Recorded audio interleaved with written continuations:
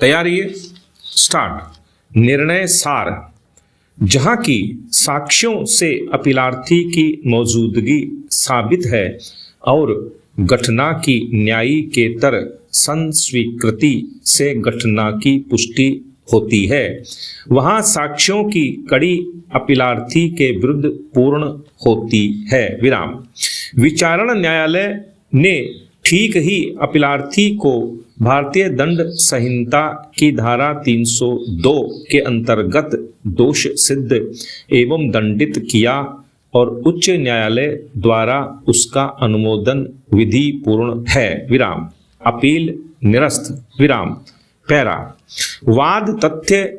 अभियुक्त अपीलार्थी और परिवादी दोनों एक दूसरे के पड़ोस में ही रहते थे और अच्छे संबंध के कारण अपीलार्थी का परिवादी के घर आना जाना था। विराम।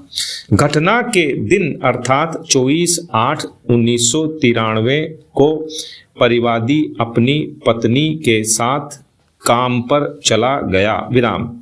उनकी 17 वर्षीय पुत्री घर पर अकेली थी। विराम।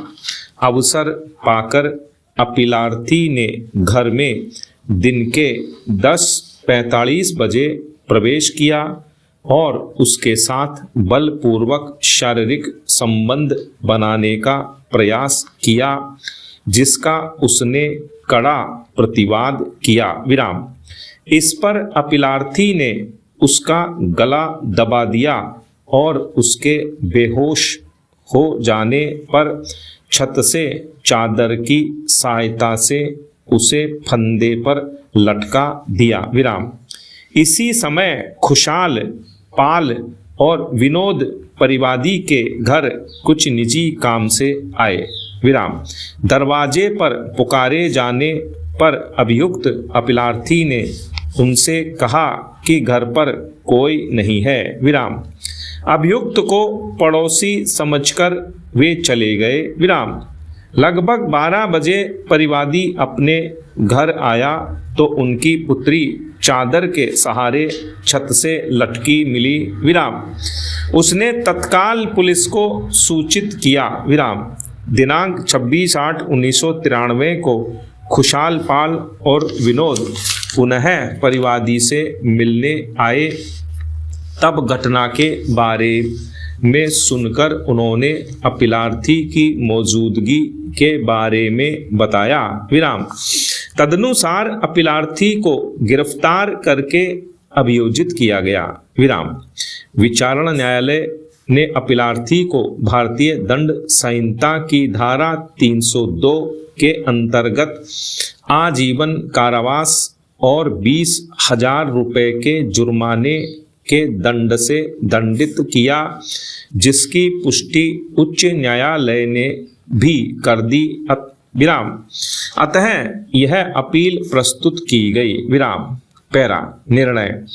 विचारण न्यायालय ने अभिलेख पर मौजूद साक्ष्यों से निष्कर्षित किया है कि अभियुक्त मृतका के घर के बगल के तल पर ही रहता था, इसलिए घटना स्थल पर उसकी पहुंच सुगम थी।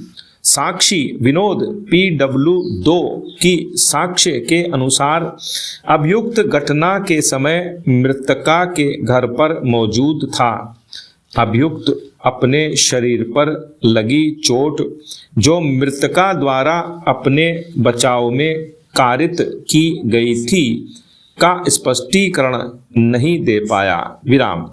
PW4 एक स्वतंत्र साक्षी का साक्ष्य जिससे अभियुक्त ने घटना की न्यायिकेतर संस्वीकृति की थी, अभियुक्त की दोषिता को पुष्ट करते हैं। विराम। और पोस्टमार्टम रिपोर्ट की मृतका की मृत्यु गला दबाने से हुई थी, फंदे से नहीं। विराम। इन साक्ष्यों के आधार पर दोष सिद्धि को उच्च न्यायालय ने भी सही माना है। विराम। उपर्युक्त साक्ष्यों की कड़ी में घटना अपीलार्थी को ही उससे जोड़ती है और मृतका की मृत्यु से भी। विराम। साक्षियों की अपीलार्थी से कोई शत्रुता नहीं है कि वे अभियुक्त को झूठा फंसाएंगे, विराम। अतः अपीलार्थी अभियुक्त की दोषिता स्थापित है। प्रकाश बनाम राजस्थान राज्य 2013, विराम। अपील में कोई मेरिट नहीं है, विराम, इसे निरस्त किया जाता है, विराम।